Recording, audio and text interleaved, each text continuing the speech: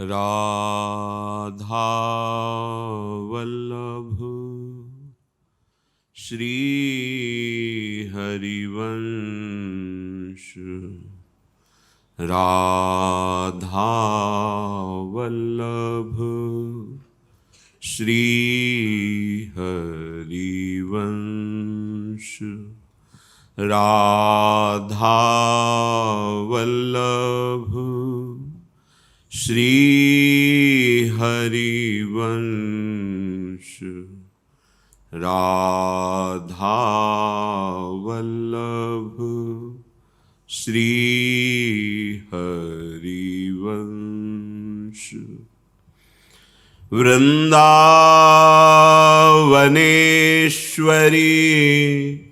तवैव पदारविन्दम् प्रेमामृतैकमकरन्द रसौघपूर्णम्।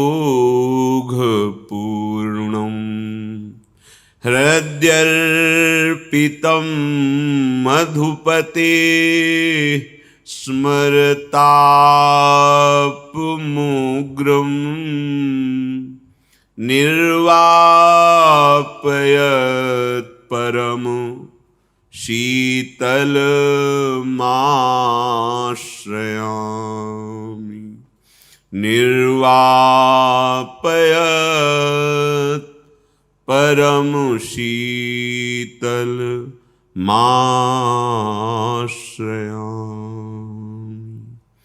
राधा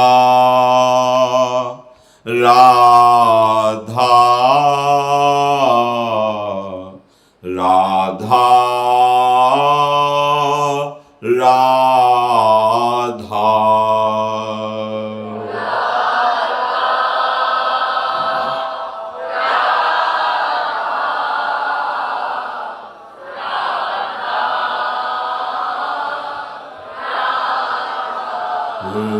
राधा राधा राधा राधा।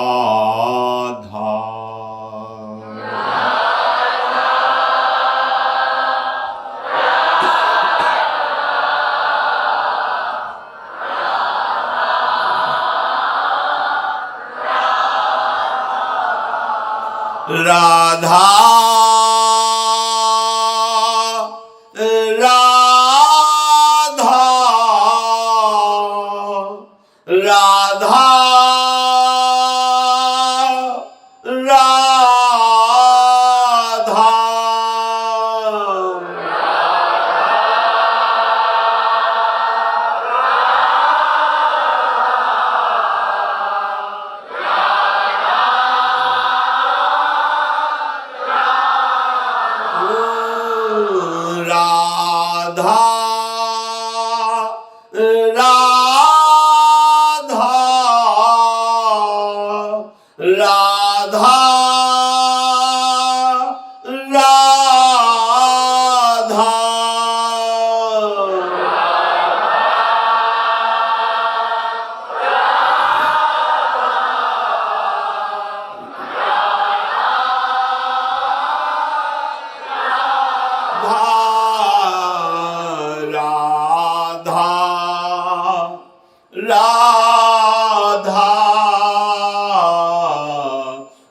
राधा राधा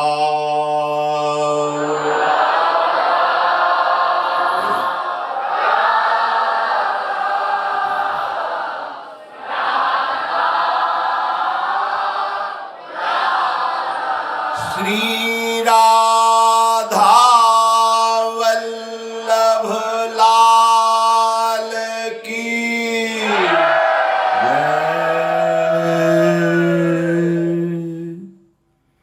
परम सच्चिदानंद घन प्रेमानंद स्वरूप नवनिभृत निकुंज महामहिम परम पावन श्री वृंदावन धाम श्री वृंदावन धाम के लाडिले प्राणाराध्य युगल सरकार श्री प्रिया प्रीतम जो समस्त हित परिकर निज परिकर।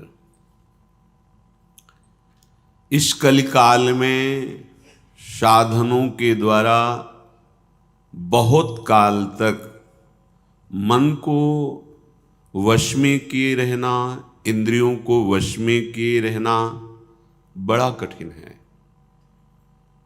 एक नाम में, एक मंत्र में, एक रूप में अपने चित्त को तल्लीन कर देना ये बहुत ही कठिन विषय है। पर भगवत प्राप्ति हमें करना है इस जन्म में। कठिनता को लेकर के हम उदास चित्त होकर बैठ जाएं, ये बहुत बड़ी हानि होगी। इस हानि की पूर्ति पता नहीं किस युग में, किस कल्प में हो पाएगी। अब हमें सहज, सरल और विश्वासपूर्ण मार्ग चाहिए जिसमें हमारे को देखकर भगवत प्राप्ति नहीं, अपनी तरफ देखकर वो हमें भगवत प्राप्ति करा दे। श्रीपाद बहुत सुंदर बात कह रहे हैं कंचिद वंचित साध्य साधन गणम निर्भ्रष्ट कालादिक त्रासम निर्हत पाप पुण्य विषयम निष्पीत तापत्रयम निर्भातम शकलत्रयी हृदयतो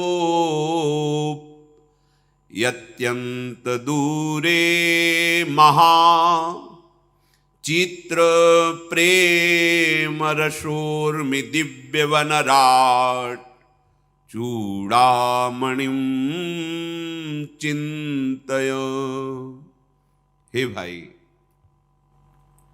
समस्त साधन और साध्य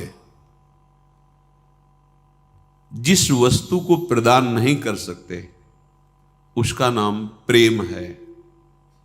यह गुण साधन ते नहीं हुई, तुम्हारी कृपा पाओ कोई कोई। सवे अंग गुणहीन हो ताको यतन न कोई, एक किशोरी कृपाते जो कछ होए सो होए। बात मान लीजिए, ये बड़े महापुरुषों की बात है जो रस सिद्ध हैं, जो प्रिया प्रीतम को अपनी प्रेम वृत्ति के द्वारा निरंतर सुख पहुंचाते रहते हैं।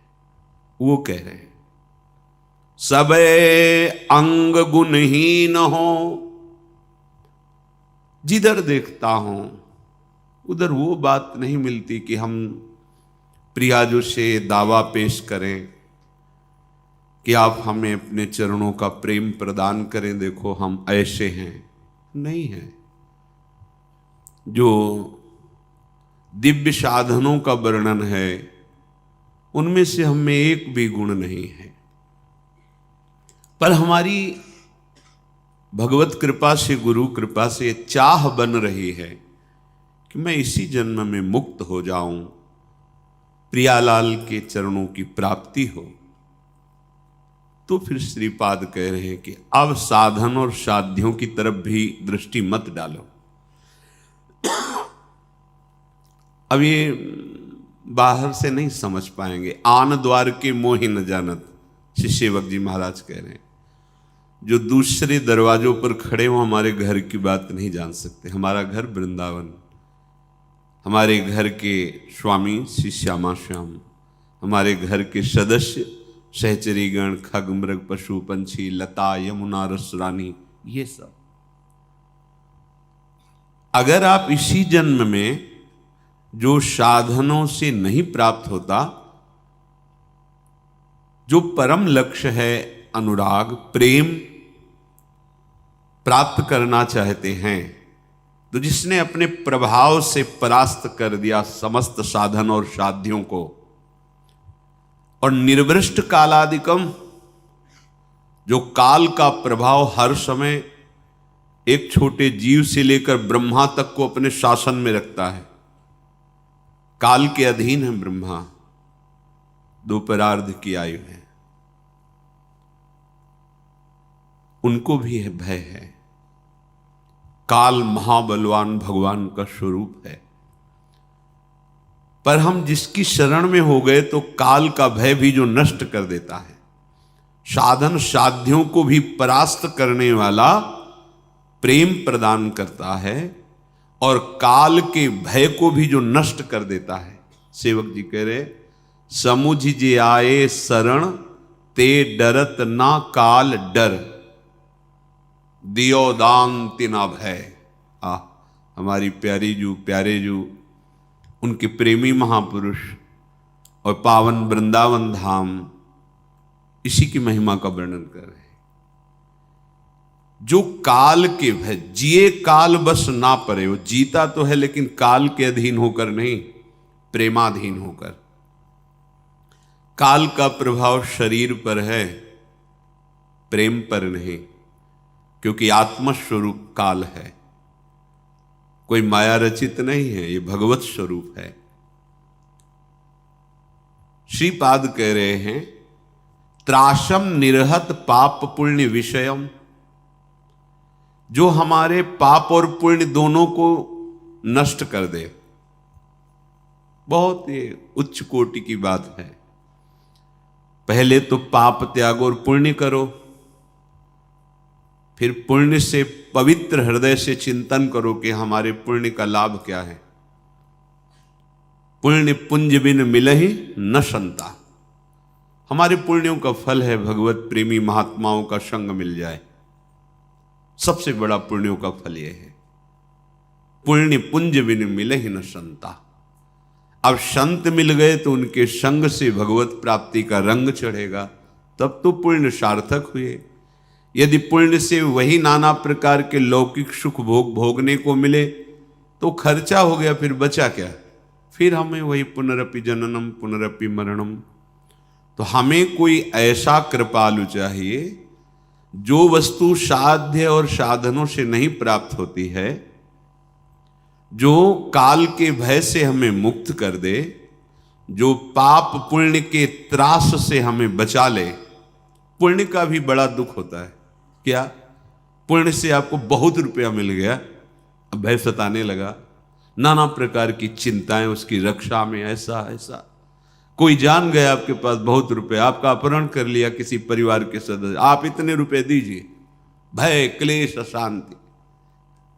इसीलिए त्रास शब्द दोनों में लगाया है।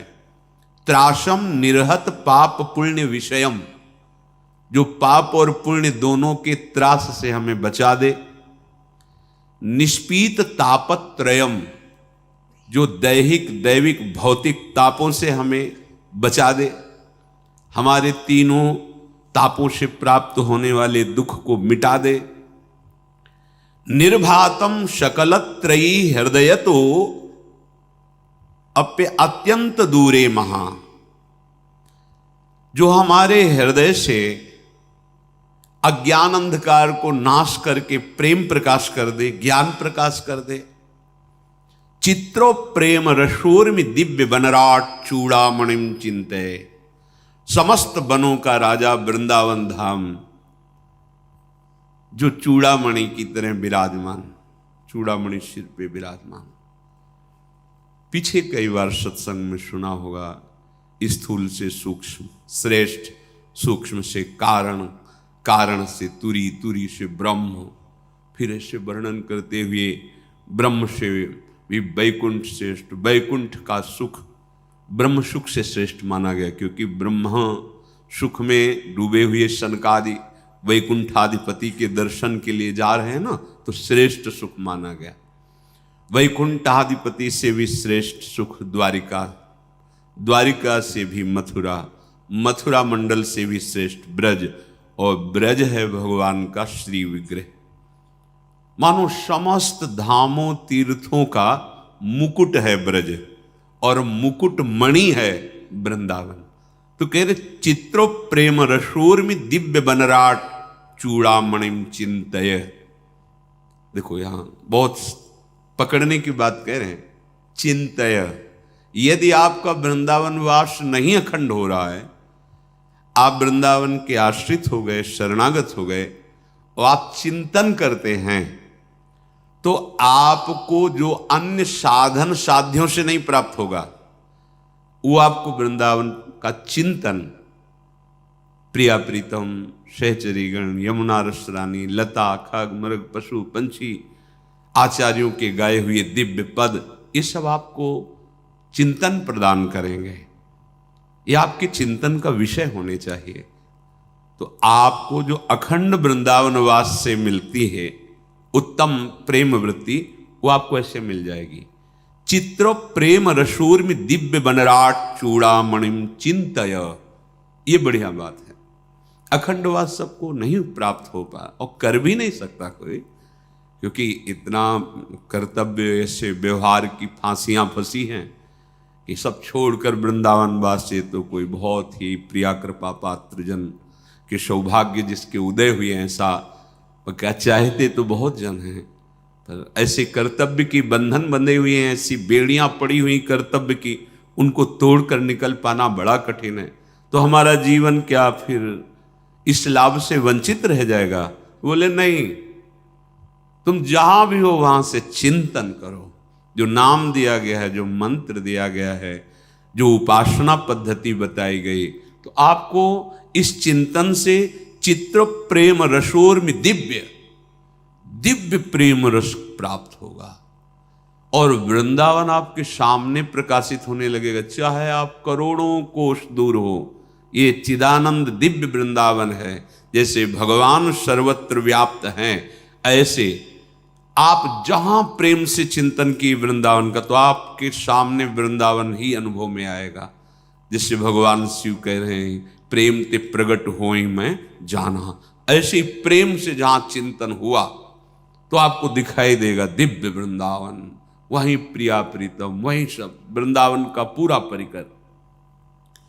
आपको काल के भय से, पाप पुण्य के त्रास से, दैहिक दैविक भौतिक इन तीनों दुख प्रदान करने वाले तापों से, अपने हृदय में जो अज्ञान अंधकार मोह भ्रम अंधकार है, इसको हटाकर ज्ञान प्रकाशित प्रेम प्रकाशित, ये सब बनराज वृंदावन का आश्रय और बनरानी श्री प्रियाजू के चरणों की उपासना। तो लाडले जो लालजू हैं वो अधीन हो जाते हैं, सब कुछ प्राप्त हो गया। अगर आप ऐसी सावधानी करें तो आपका चिंतन वृंदावन से युक्त हो जाएगा। न स्त्री प्रसंगी मिलत यत इदम स्थान माश्रित सर्व। इदम स्थानम वृंदावनम, माश्रित आश्रय। यदि यहां देखो आश्रय शब्द कहा, आश्रय तो कोई कहीं से भी ले सकता है वृंदावन का। वास में तन मन यही आश्रय, हृदय से लिए शरीर कहीं दूर है, पर हम अपने प्रीतम के चिंतन, जैसे परदेश गए हुए पति का पतिव्रता नारी तन्मयता पूर्वक चिंतन करते हुए व्यवहार घर के कार्य करती रहती है, ऐसे ही परम प्रीतम प्रिया प्रीतम वृंदावन रसिक जन, ये दिव्य लीलाएं, हमारा चित्त इनका चिंतन करे, इन्हीं के आश्रित रहे। इदम स्थान माश्रित्यम, ये जो स्थान वृंदावन है, इसका आश्रय कैसे पुष्ट होगा? बहुत ध्यान से सुनिए। यदि आप किसी परिस्त्री गमन, बहुत शास्त्रों में बार बार आता है, तो आप मान लीजिए बात, अगर आप परिस्त्री गमन करते हैं तो फिर केवल बातें बना लीजिए, बात समझ में नहीं आएगी आपको। यह अध्यात्म समझ में नहीं आएगा, ऐसे उड़ जाएगा, पकड़ में ही नहीं आएगा। ना स्त्री प्रसंगी, स्त्री प्रसंगी आप तो परिस्त्री गमन नहीं करते, पर जिसको मित्र बनाए हुए हैं वो व्यभिचारी परिस्त्री गमन करने वाला है, तो उसके संग से आपका हृदय मलिन हो जाएगा। श्री शौभरी जी महाराज, संगम त्यजेत मिथुन व्रति नाम मुमुक्षु सर्वात्मना न विसजेत बहिरिंद्रियाणि।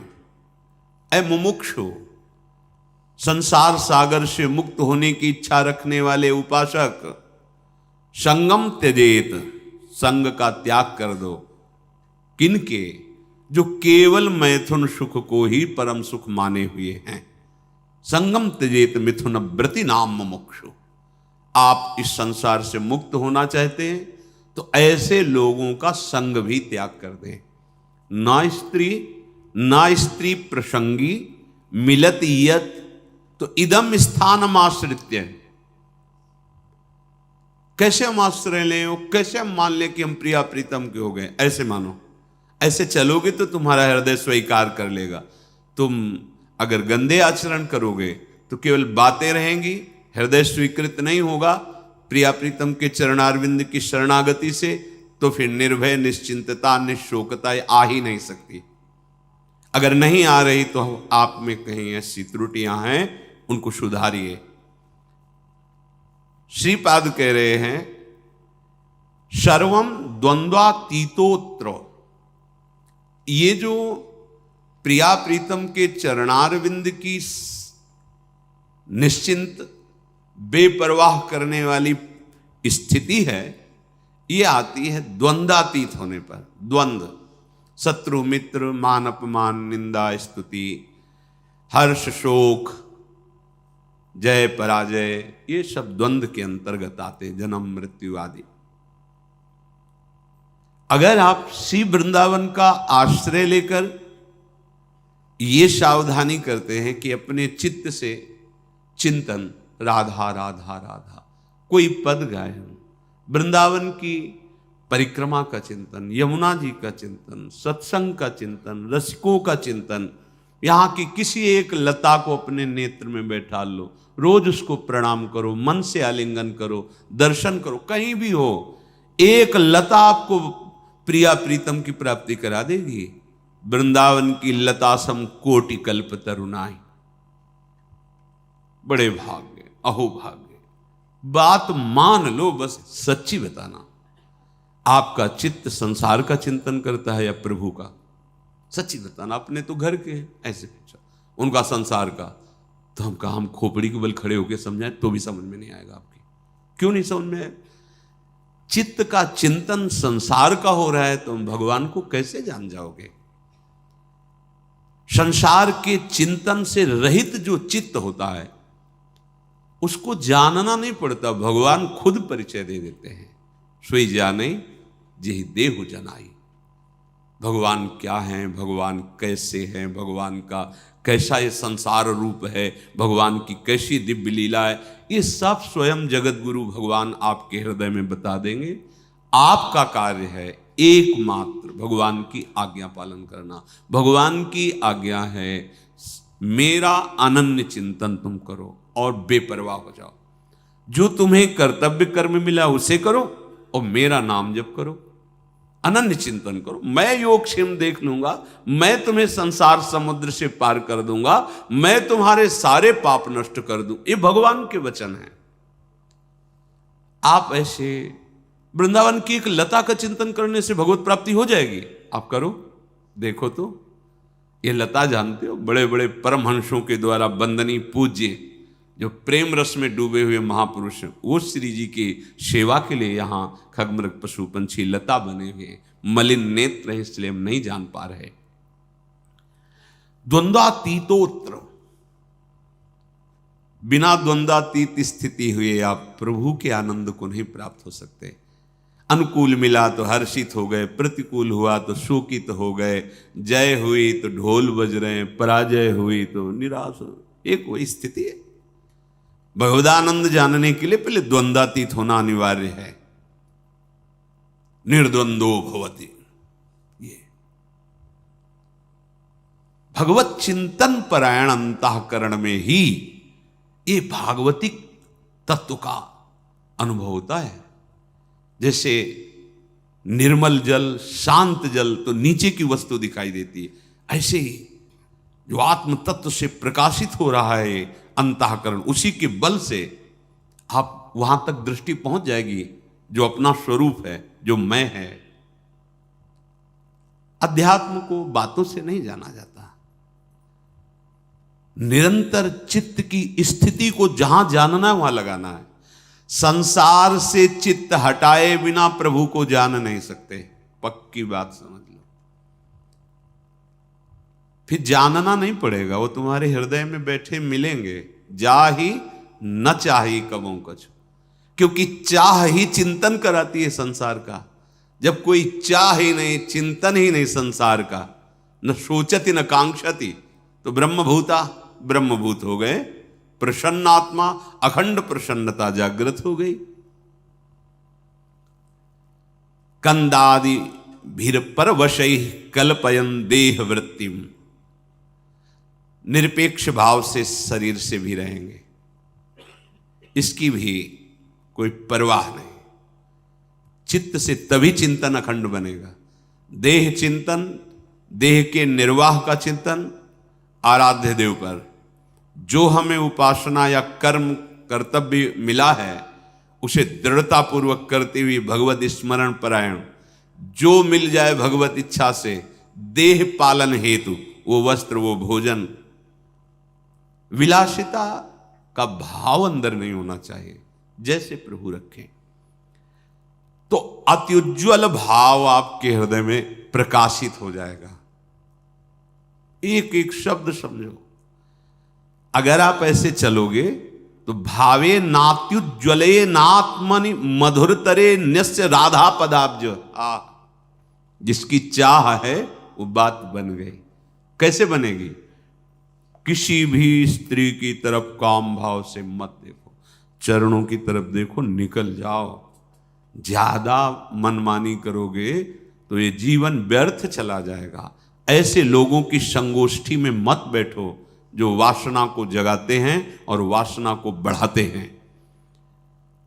सीधाम वृंदावन का आश्रय लेकर रसिकों की बताई पद्धति से उपासना, तो अपने आप द्वंद्वातीत होते चले जाएंगे। क्योंकि उपासना आपको सहनशीलता प्रदान करेगी। सहनशील व्यथित नहीं होता, बहुत संपत्ति आ जाए तो भी उदासीन रहता है। जाना है यार, कुछ नहीं जाएगा, क्यों फूल रहे हो, सब कुछ नष्ट हो गया, जाना है, क्यों शोक कर रहे हो, क्यों भूल रहे हो? अपने पास तो अक्षुण्ण संपत्ति है, अविनाशी सी श्यामा श्याम, क्यों शोक करते हो? यहां सब कुछ जाना है। इतना सुंदर विवेक रहता है कि वो सहनशील महात्मा द्वंद्वातीत हो जाता है। चाहे कोई गृहस्थ में हो चाहे विरक्त में हो, महात्मा एक स्थिति है का नाम है। जो महात्मा है वो एक स्थिति है, साधुता एक स्थिति का नाम है। जैसे प्रधानमंत्री एक पद है, ऐसे साधुता एक स्थिति का नाम है।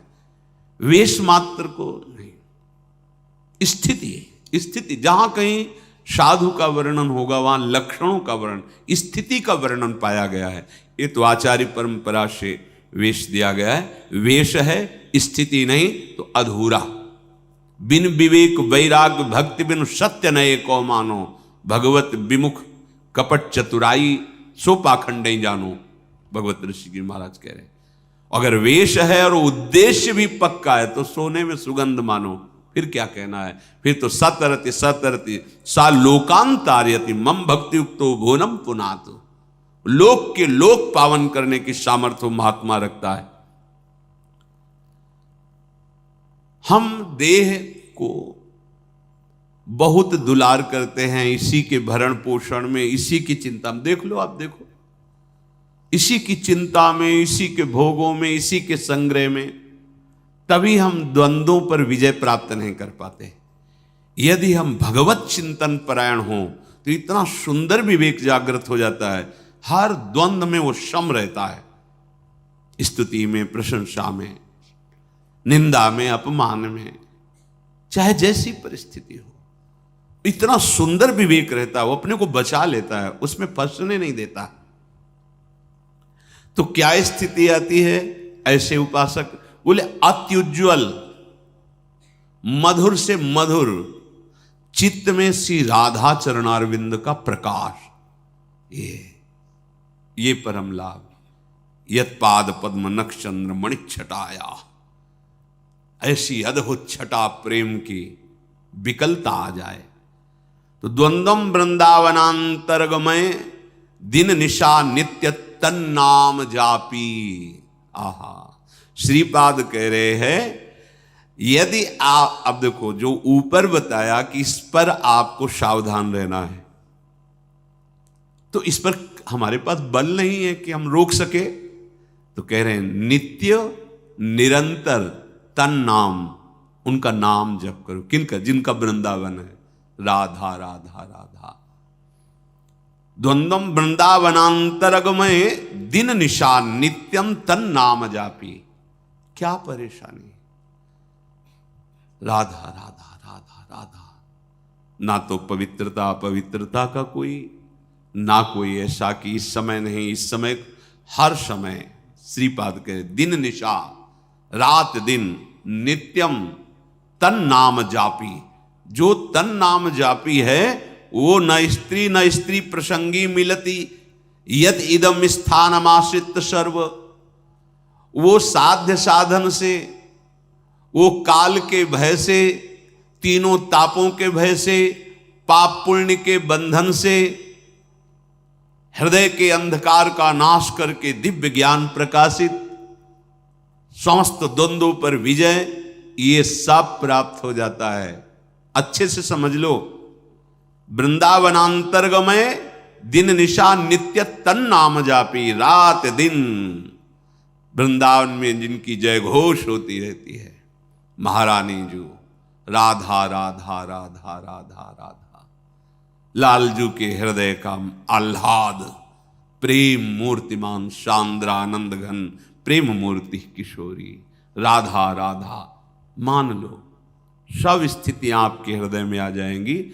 अब बातें केवल करो और नाम जप ना करो, धाम चिंतन सत चिंतन न करो, फिर ये स्थिति कहां से आएगी? जहां चिंतन करते हो वही दशा आएगी आपके अंदर। विषयों का चिंतन करते हो तो विषयों की दशा आएगी। विषय नाशवान, परिवर्तनशील, शोक में, दुखालयम में दुख ही तो है। तो यही आपको प्राप्त हो रहा है। बचना चाहते हो इससे, और चिंतन करते हो वही जिससे आपको ये दुख प्राप्त हो। चिंतन बदलो, आचरण बदलो, लक्ष्य आपका दृढ़ हो। असत नहीं सत, असतो मां सद्गमय। जो हम असत शरीर असत व्यवहार में हैं, अब हमारी यात्रा सत की होगी, सच्चिदानंद की होगी। श्री विदुर जी महाराज धृतराष्ट्र जी को उपदेश करते हैं। नवद्वारमिदं वेश्म त्रिस्थूणम पंच साक्षिकम क्षेत्रज्ञाधिष्ठितम विद्वान यो वेद स परः कवि। हे महाराज धृतराष्ट्र, आंख कान आदि ये 9 द्वार वाला जो देह है, शतोगुण रजोगुण तमोगुण रूपी खंभों से ये स्थित है, अर्थात त्रिगुण के द्वारा ही इसकी रचना हुई है। 5 ज्ञानेंद्रियां विषयों को भोगने वाली हैं, परिचय कराने वाली। आत्मा राजा की तरह विराजमान है। इस महल में 9 द्वार वाले राजा की तरह आत्मा विराजमान है। अब मंत्री बड़े बेईमान हो गए, गलत सलाह देने लगे। बुद्धि मन ये मंत्रणा का परिकर है। जैसे राजा को लुभायमान करके दस्तखत करवा ले, ऐसे मन बुद्धि हमको बार बार पढ़ो, ये भोग लो, ये देख लो, ये खा लो, ये सूंघ लो, ये ऐसा करो, ऐसा करो, बड़ा सुख मिलेगा। हम राजी होते चले गए और हम फंस गए। अब अपने आप से अपने आप का उद्धार करो, भगवान जो कह रहे हैं। अब होश में हो जाओ, तुम्हारे सलाहकार गलत हैं। जांच कैसे करें? संत सदगुरुदेव की वाणी, शास्त्र वाणी, इससे जांच करो कि हमारे सलाहकार सही सलाह दे रहे हैं या गलत। महाराज यदि तुम ऐसा नहीं करोगे तो तुम्हारा ये पतन करवा देंगे, तुम्हारी बुद्धि, तुम्हारा मन। वही ज्ञानी है जो तत्व से ये बात जानता है कि शरीर एक घर मात्र है, मैं नहीं हूं। ये इंद्रियां सेवक हैं, ये मैं नहीं हूं। ये मन बुद्धि सलाहकार हैं आपके, आप नहीं हैं। पर आप कभी ऐसा नहीं देखते। आप शरीर को मैं देखते हैं, मन इंद्रियों को मैं में मिला लिए हैं कि मैं खा रहा हूं, मैं देख रहा हूं, मैं भोग रहा हूं, मैं चल रहा हूं। चाहे कर्मेंद्रीय विषय हो, चाहे ज्ञानेंद्रीय विषय हो, चाहे अंतःकरण, आप उसे मैं से लिए हुए हैं।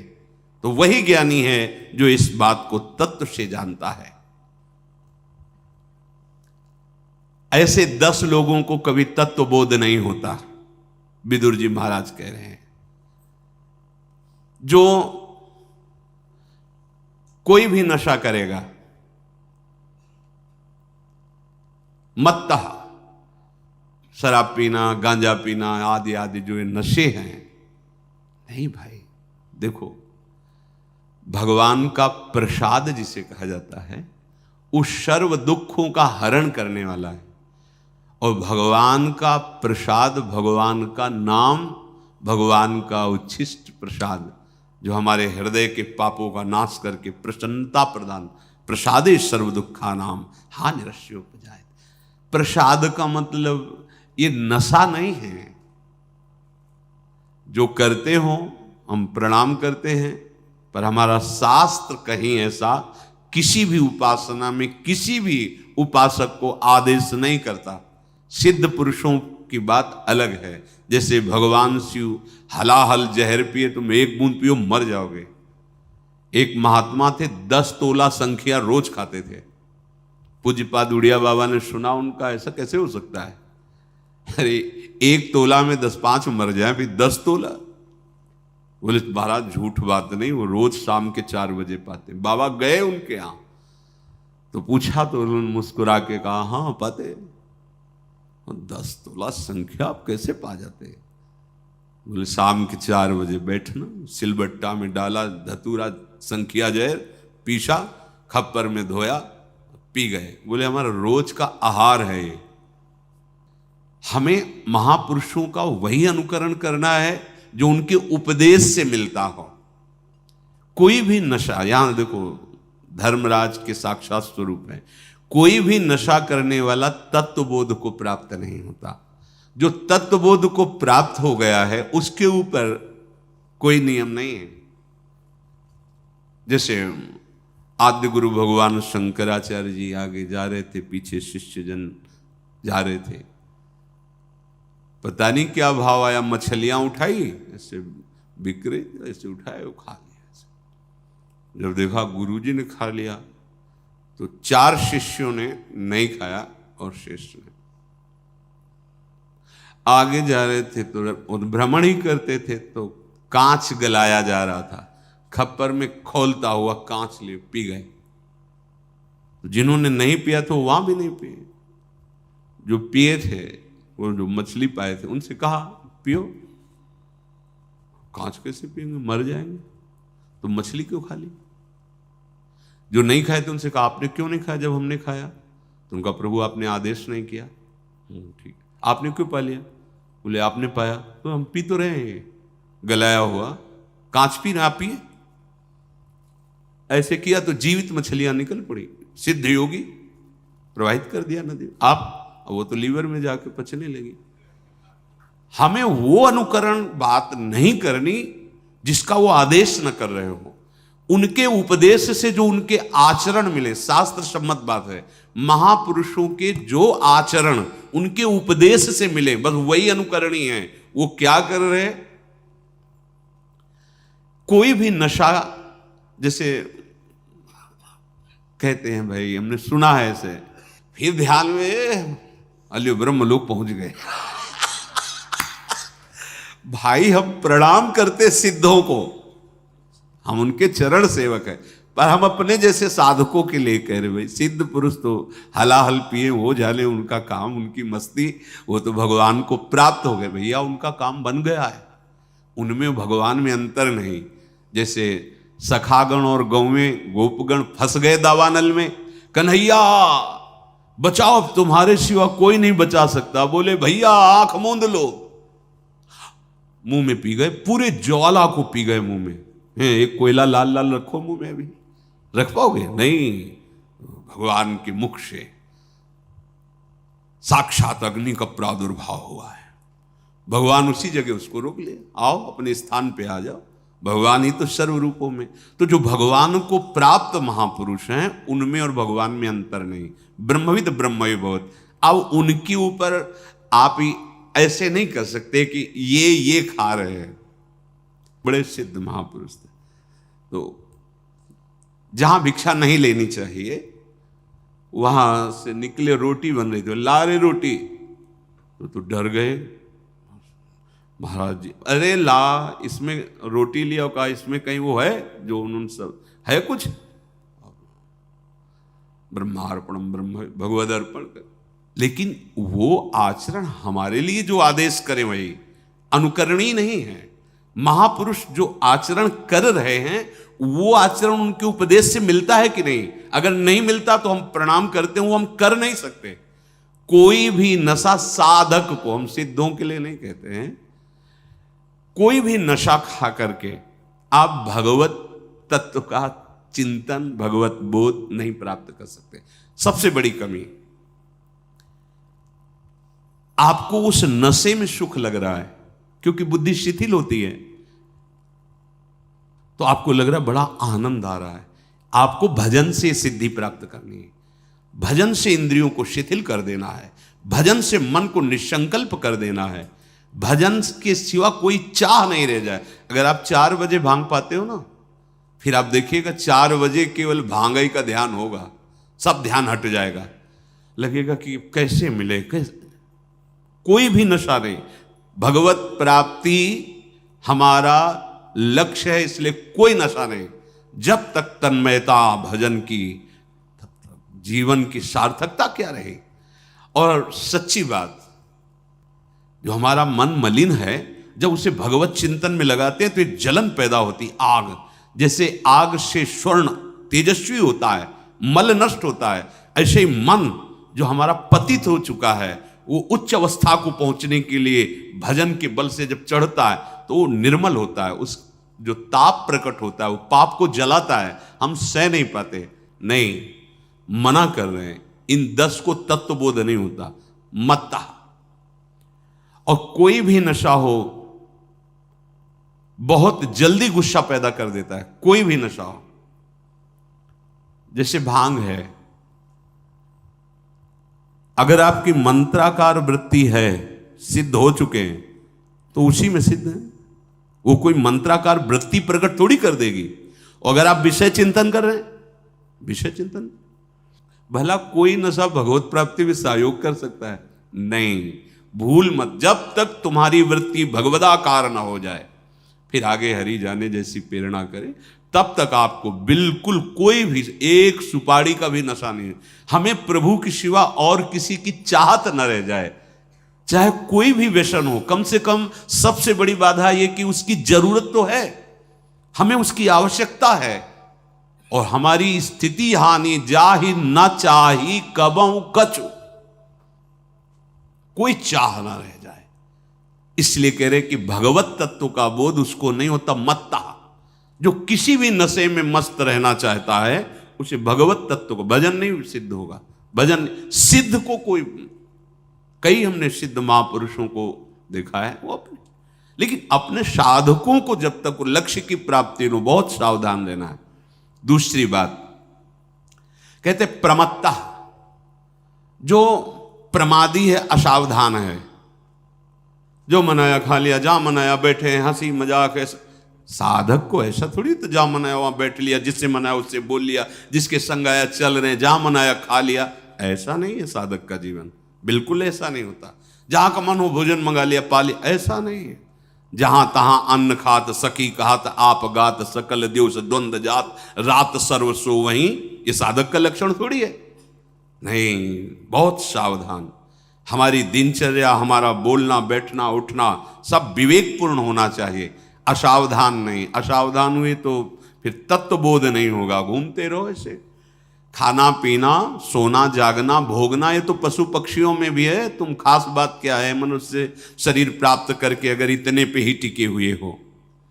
तो जो प्रमत्तः है, असावधान है, प्रमाद युक्त है, उसे तत्वबोध नहीं होता। 10 को तत्वबोध नहीं होता। एक तो सबसे पहले नशा करने वाले को, और दूसरा जो प्रमादी है, जहां मन आया जैसा मन आया बिना किसी शासन के मनमानी कर रहा है, न गुरु का शासन न शास्त्र का शासन।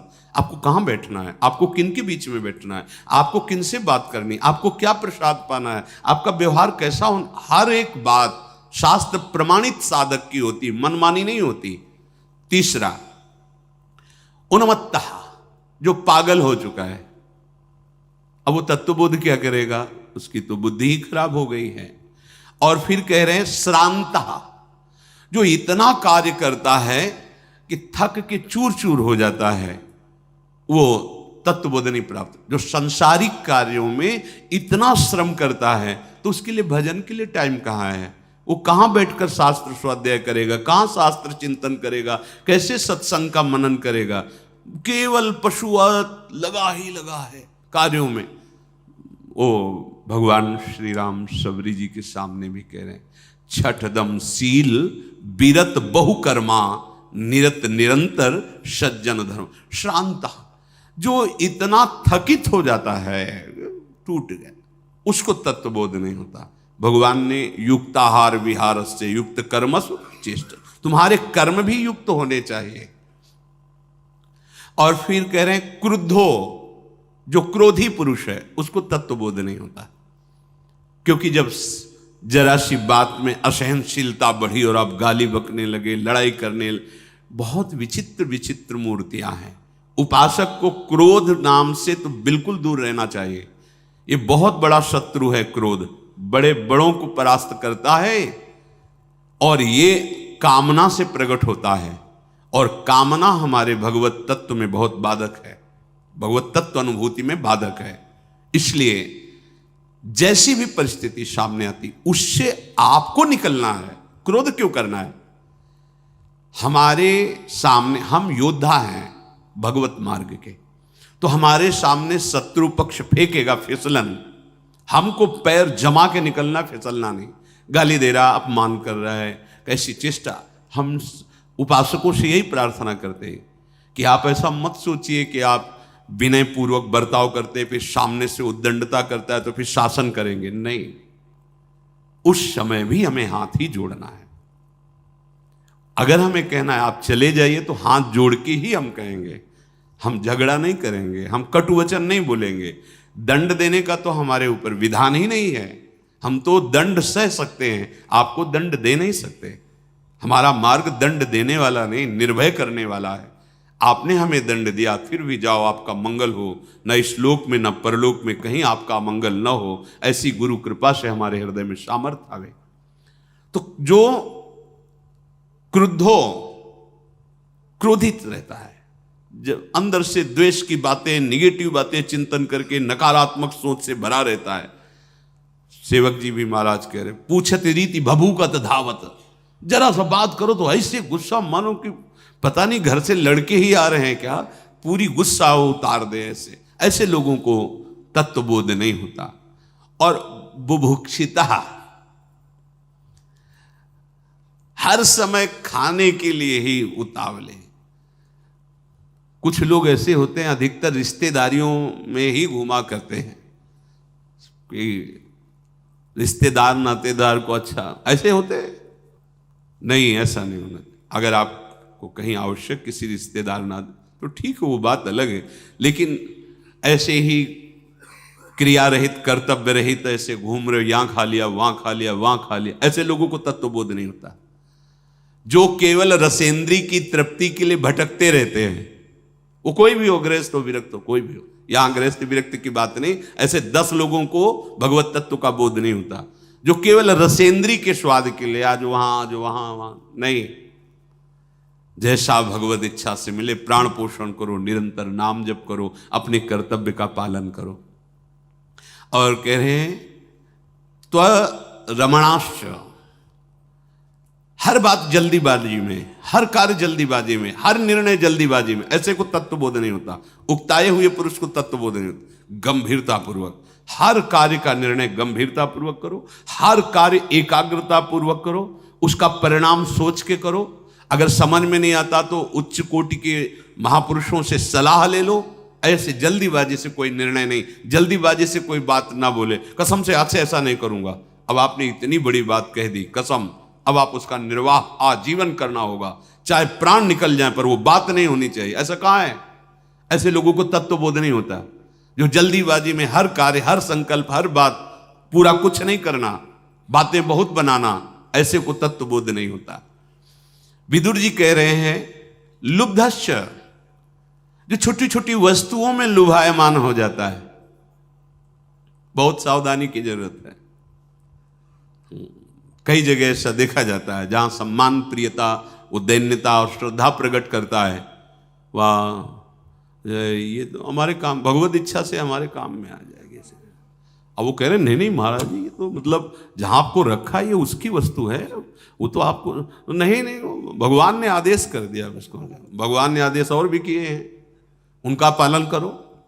दूसरे की वस्तु को लुभायमान होकर के लेना चोरी ही कहा जाता है। कोई दे रहा है बड़ी श्रद्धा से, आपको आवश्यकता नहीं है तो आप नहीं लेंगे, उसको देने का फल मिल जाएगा और आपकी साधना परिपक्व रहेगी। आवश्यक है तो उचित ले लीजिए, पर बिना पूछे, बिना दिए इस सृष्टि में आपका कहीं अधिकार नहीं है। यहां तक कि आप लताओं से भी अगर पत्र पुष्प लेते हैं तो याचना कीजिए। हमने पूज्य महाराज जी को देखा कि ऐसे प्रणाम किए और कहा श्री जी के लिए कुछ झूला में आपको सेवा में लगाने के लिए अनुमति दीजिए। ऐसे ऐसे थोड़ी कि चट्टे से डाल टोलियो लगा, ऐसे नहीं, ये वृंदावन धाम है। प्रणाम किया और ऐसे भिक्षा के रूप में मांगा कि आपसे कुछ पल्लव और कुछ आपकी टहनियाँ चाहिए जो श्री जी की झूला में, तो आप कृपा करके, आप इसीलिए तो प्रसन्न है ना कि श्री जी की सेवा में आएंगी, तो ऐसे किसी से, ये संपूर्ण प्रकृति भगवत स्वरूप है। ये चोरी करना, जल्दीबाजी में अपने सुख की बातें, ये बहुत सावधानी की जरूरत है। तो जो लोभी हृदय का होता है, बहुत समझने का विषय है, बहुत समझ, कई बार ऐसी असंतुष्टता होती है, बातें ऐसी करते हैं कि उनके चरण धोकर पीने का मन करता है, और व्यवहार ऐसा करते हैं कि हृदय जलता है कि अगर ये व्यवहार किसी गृहस्थ के साथ किया होता तभी वो फिर अश्रद्धा का पात्र बना देते हैं संतों को। नहीं, सावधान, आपकी छोटी सी गलती सब संतों के प्रति अश्रद्धा का हेतु बन जाएगी। ये लोभ प्रवृत्ति भगवत तत्व बोध नहीं होने देती। तो समझ में नहीं आता, अरे हम भगवत आश्रित हैं, जिसने यहां व्यवस्था की, अगले कदम में वो व्यवस्था आपके चरण चूमेगी, आप उसके सहारे तो हो। आप लोभ प्रवृत्ति भगवत तत्व का अनुभव नहीं होने देती। फिर कह रहे भीता, जो डरपोक है, भयभीत है, उसे तत्वबोध नहीं होता। जब गंगा के किनारे भ्रमण कर कई ऐसे स्थान आए जहां भय का संयोग लगा, पर भगवत कृपा से एक जिद्दी स्वभाव था। कहां भय है, कौन मार डालेगा, किस बात का डर है, वो वहीं खड़े हैं, वहीं खड़े हैं। जब मन कह दिया कि हाँ भय नहीं, तब चले। जगह जगह ये हमको परास्त करना चाहता है, नहीं, कई जगह ऐसी हुई कि भय का संयोग, कई जगह ऐसा हुआ, अवस्था नहीं थी ना, बस एक स्वभाव में जिद्दीपन था कि नहीं, कहां भय है। अगर मरना है तो तुम बच नहीं सकते, और अगर मरना नहीं तो कोई मार नहीं सकता, हम क्यों भागे, हम वहीं स्मशान में बैठ जाते थे, क्यों भागे, क्यों डरे, सर्वत्र प्रभु है वो है, तो किस लिए डरना, बस बार बार बार।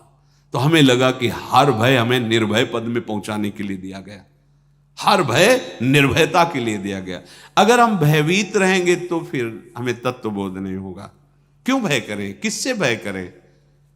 अगर हमें पीड़ा पहुंचनी जिस मिनट जहां, वहीं हमारी बुद्धि पहुंचा देगी हमको, वही पीड़ा प्राप्त हो, और नहीं तो त्रिभुवन में घूमो, कोई बाल बांका करने वाला नहीं है।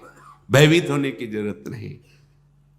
अभयद भुज दंड मूल, हमारे प्रभु अभय देने के लिए सदैव विराजमान है, अपने संग हम अनुभव नहीं कर पाते।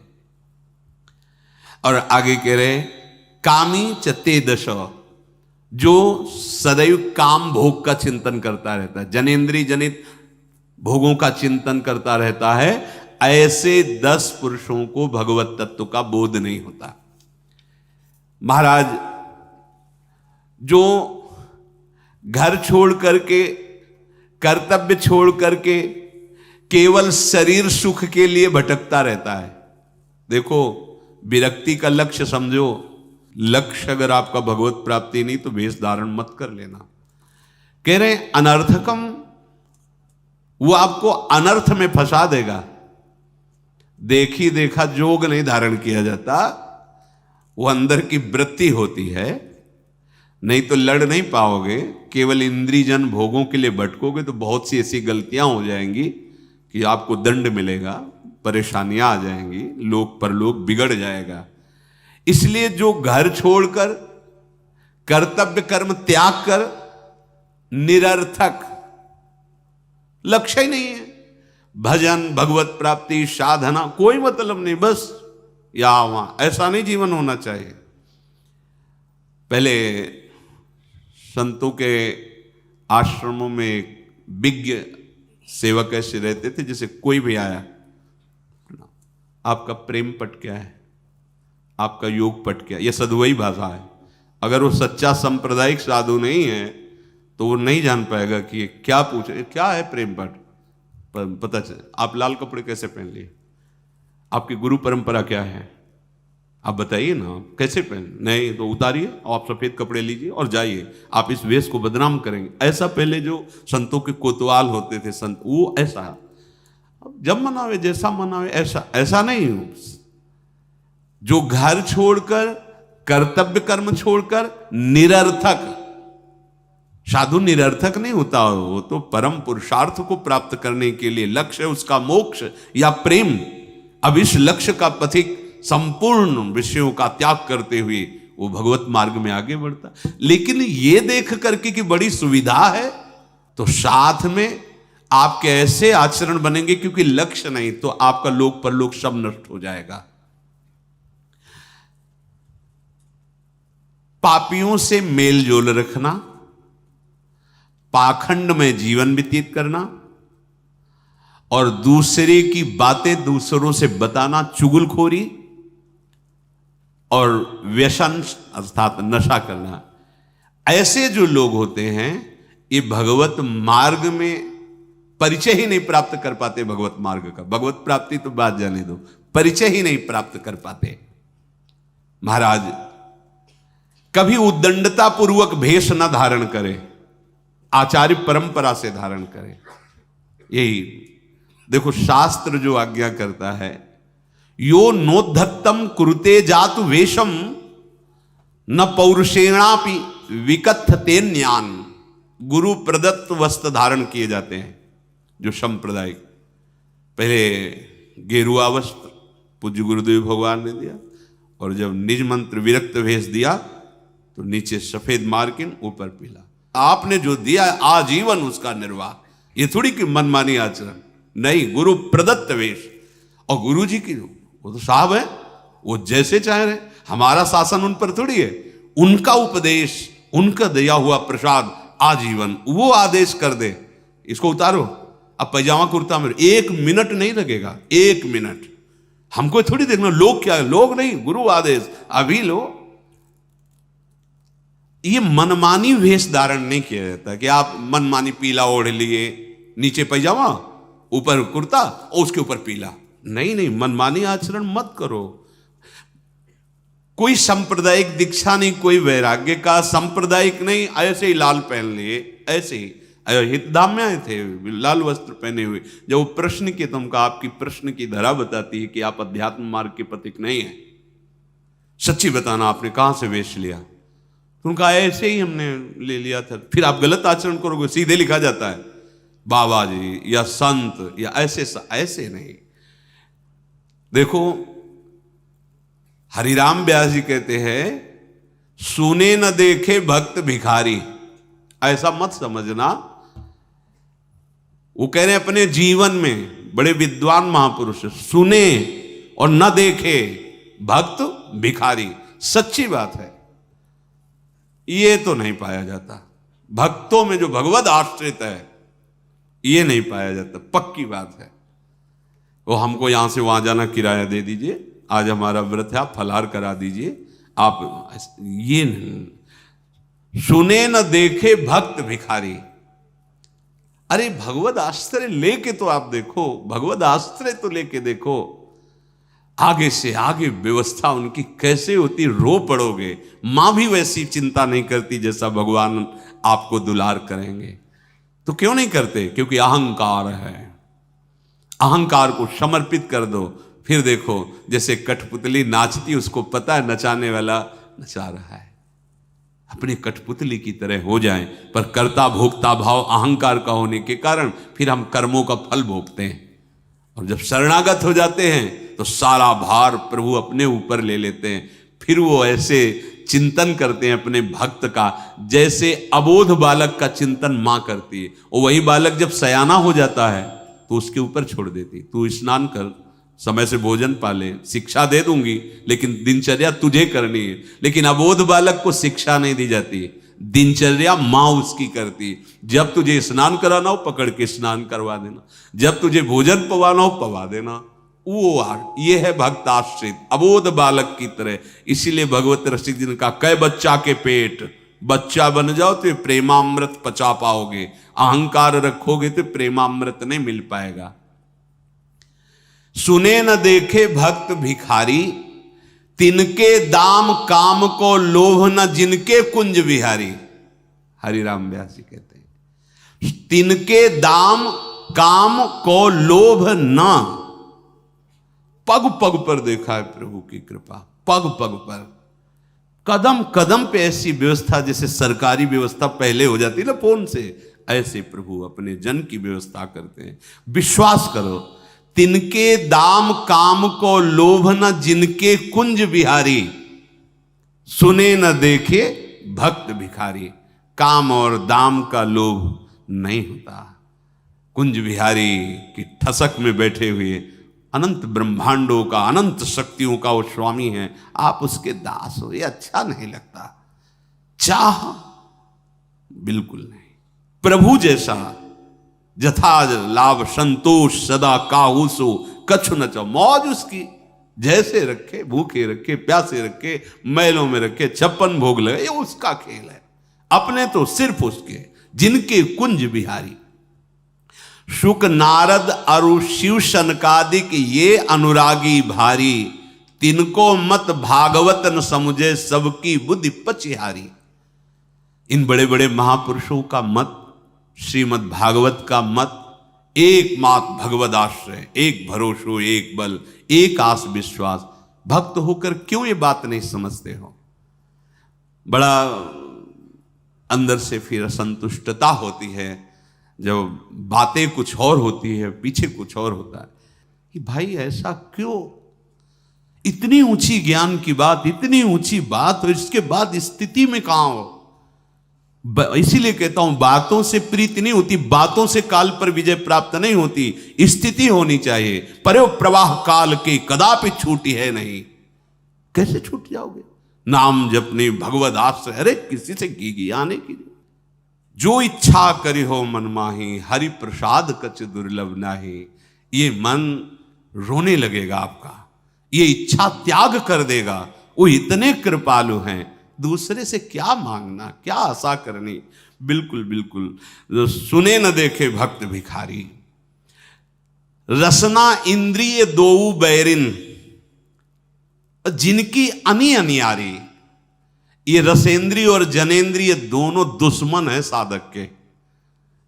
ऐसी लांबी तलवार है कि काट ही डालती, बिरले कोई निकल पाता है। रसना इंद्री दो बैरिन, जिनकी अनी अनियारी, और करी आहार और बिहार परस्पर। ये बैर करत व्यभिचारी, सुने न देखे भक्त भिखारी। जो रसेंद्री और जनेन्द्री का गुलाम है, वो भगवान का दासत्व तो कैसे धारण कर सकता है? जो केवल आहार में मगन है, बिहार में, भोग में मगन है, वो व्यभिचारी दूसरे से वैर करता घूमता रहता है, दूसरे से आस करता घूमता रहता है, वो कहां कुंज बिहारी के दासत्व को प्राप्त हो सकता है? ठसक कहां आ रही? अगर ठसक पैदा कर लो तो सब भाग जाएगी गंदगी। विषयन की परतीत न हरि को, रीति कहत बाजारी। हरिराम व्यास जी कह रहे, ये जो विषयों में भोगों में रत है, तो ये बात तो बहुत जोर की करते हैं, पर इनके हृदय में वो प्रीति नहीं है, तो ये बाजारी रीत कहते हैं। बाजार में क्या होता है, वो दिखाया कुछ दिया और दिया कुछ जाता है।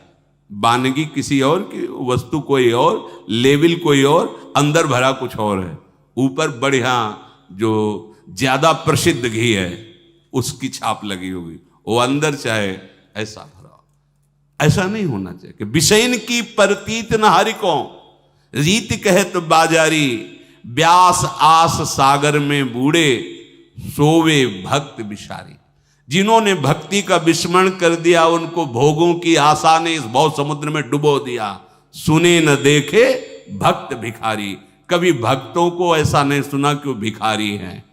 आचार्य आदेश है कि भिक्षान्न औषधम, औषधि के रूप में भिक्षान्न प्राणों के लिए जाओ और मांग करके 4-5 घरों में 7 घरों में अपने उदर का पोषण करो, या आकाश वृत्ति, इसे मधुकरी वृत्ति, मधुकर भ्रमर वृत्ति कहते हैं, और एक आकाश वृत्ति, जो हरि दे दे उसी में संतुष्ट रहो। अलग अलग महापुरुषों, कोई अजगर वृत्ति से।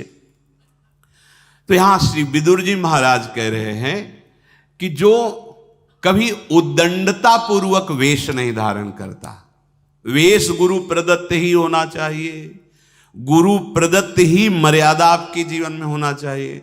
हमारी साधु परंपरा में 2 ही बातें हैं, या तो जटा रखाओ या मुंडन कराओ। मुंडन 2 महीना 4 महीना जो नियम गुरुदेव दे, या जटा रखी आजीवन। वैसे ये कटिंग सेटिंग फिटिंग, यहाँ मुड़ा लिया, ये रखा लिया, या ये मुड़ा लिया, ये मुड़ा लिया, ऐसे बोले, ये साधु में नहीं होते। गृहस्थी में आप करो, गृहस्थी में तो जैसे चाहो, लेकिन साधु में ऐसा नहीं है। साधु की 2 ही पद्धति, या तो मुंडन या तो फिर पूरे जटा रखाए हुए हैं। उद्दंड का वेश न धारण करे, उद्दंडता न करे, मनमानी आचरण न करे, दूसरों के सामने अपनी बड़ाई न करे, इससे बहुत हानि होती है, सारे पुण्य नष्ट हो जाते हैं। कभी भी कितना भी कोई तुम्हें क्रोध दिलाए, तुम कटु वचन ना बोले, तो वो मनुष्य सदा परमार्थ में आगे बढ़ता रहता है। उद्दंड का सा वेश न धारण करे, दूसरों के सामने अपनी स्तुति, अपना वर्णन न, प्रशंसा न करे, और कभी क्रोध से व्याकुल होकर गाली, कटुवचन, अश्लील शब्द न बोले, वो परमार्थ में आगे बढ़ता रहता है। महाराज, जो दंभ नहीं करता, जो मोह नहीं करता, जो मात्सर्य नहीं करता, जो पाप कर्म नहीं करता, जो राजद्रोह नहीं करता, जो चुगली नहीं करता, जो समूह से किसी से वैर नहीं करता, जो दुर्जनों से वार्ता भी नहीं करता, वही श्रेष्ठ परमार्थी कहा जाता है। बहुत सुंदर साक्षात धर्म है। जब आपको भोजन मिले, तो अगर आप घर में हैं तो पहले जानकारी कीजिए कि वयोवृद्ध, बच्चे, अतिथि, इनका हुआ कि नहीं, ऐसे आप मत पाइए। मितम भुंक्ते संविभाज्याश्रितेभ्यो, अपने आश्रित जनों को पहले पवा कर या बांट कर, या उनके लिए है, आपको जल्दी जाना है तो पहले जानकारी कीजिए। वो बूढ़े माता पिता जो पूज्य हैं, गुरुजन हैं, अतिथि हैं, बालक हैं, इनके लिए वो व्यवस्था है जो हमें दी जा रही है, वही सबके लिए है कि नहीं। यदि ऐसा नहीं, आप अच्छा तो ये आपकी बुद्धि भ्रष्ट कर देगा। जो नियम है, फिर संतों में तो होता ही कि श्री जी को जो भोग लगेगा वही सब पाएंगे, किसी के लिए विशेष नहीं।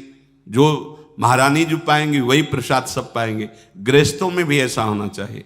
आप घर के मुखिया हैं तो आप देखिए, अतिथि, वयोवृद्ध और बालक, इनका भाग हुआ कि नहीं, निकाला कि नहीं, इनके लिए वही पदार्थ है कि नहीं जो हमें। ऐसा नहीं कि आप पति पत्नी बढ़िया अच्छे पदार्थ पा लिए और माता पिता के लिए ऐसे वयोवृद्ध हैं, वो चल नहीं पा रहे, ऐसा नहीं। सबसे पहले उनकी व्यवस्था देखिए। जो 24 घंटे में बहुत कम समय सोता है, जो मांगने वाले को कभी खाली नहीं जाने देता है। 4 चीजें तो सबके पास है, मृदु वचन, राधे श्याम। आइए बैठिए, आसन यथोचित, जैसा अधिकार सामने देखे वैसा आसन, और जल। आप जल ले लीजिए। पानी पिएंगे आप? नहीं तो आप भोजन पा लीजिए, भोजन की व्यवस्था। अब इसके आगे आप ना कहने के अधिकारी हो। मृदु वचन, आसन, जल, भोजन, ये सबके पास 4। इसके बाद वो कहता है हमें वस्त्र चाहिए, धन चाहिए, आप ना कह सकते हैं, नहीं हमारी सामर्थ्य नहीं है, आप जा सकते हैं, ऐसा। तो वो खाली नहीं गया, वो अपमानित नहीं हुआ, वो धर्मयुक्त, वो आपका पुण्य नष्ट नहीं करेगा। ये जिसकी पहचान न हो, जिसको हमने बुलाया नहीं है, वो आकर दरवाजे पर आवाज देता है तो अतिथि देवो भव, वो भगवान है। हाँ बोलिए, 4 बातों का पहले आप व्यवस्था रखिए, इतना कर सकते हैं। राधे श्याम, बैठिए, भले ही गेट के बाहर विराजिए, जल पीजिए, नहीं भोजन पा लीजिए, नहीं इसके बाद चले जाइए, कोई परेशानी। अभी वो अगर ये 4 बातें हैं तो 2 तो दे ही सकते हो ना। राधे श्याम, आइए। हाँ बोलिए, आप क्या बात, आप थोड़ा जल ले लीजिए, नहीं फिर आप चले जाइए। स्वागत जरूर करना, कटु वचन, रुद्र दृष्टि से देखना, ये नहीं, ऐसा नहीं। वो भले कोई भी हो, आप गेट के बाहर से इतना स्वागत कर दीजिए नम्रता से, हाँ राधे राधे, आप कैसे आए हैं, कि आपकी सेवा करें। अगर आप थक रहे हो तो जल पी लीजिए, बैठिए आप, इतना तो आप बोल ही दीजिए। अगर कोई संत वेश में है, कोई ऐसे या कोई ऐसा ही आ जाता है तो मृदु, न जाने किस वेश में भगवान आ जाए। आपको भय है कि कोई अमंगल कार्य न कर दे, गेट मत खोलिए, पर वचन से इतना आदर कर दीजिए। जो आए हुए अतिथि का अपमान कर देता है, उसके सारे पुण्य उसे छोड़कर उसके साथ चले जाते हैं।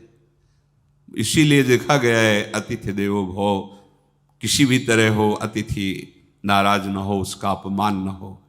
हे अंबिकानंदन, आपसे मैं प्रार्थना करता हूं कि आप महाराज युधिष्ठिर का न्यायोचित राजभाग दे दें और अपने पुत्रों को बचा लें और सुख भोगें। नरेंद्र, यदि ऐसा आप नहीं करेंगे तो देवता भी आपकी रक्षा नहीं कर सकते, आपकी आलोचना होगी और आप जीवन भर दुखी रहेंगे। शेष चर्चा आगे। श्री राधा वल्लभ लाल।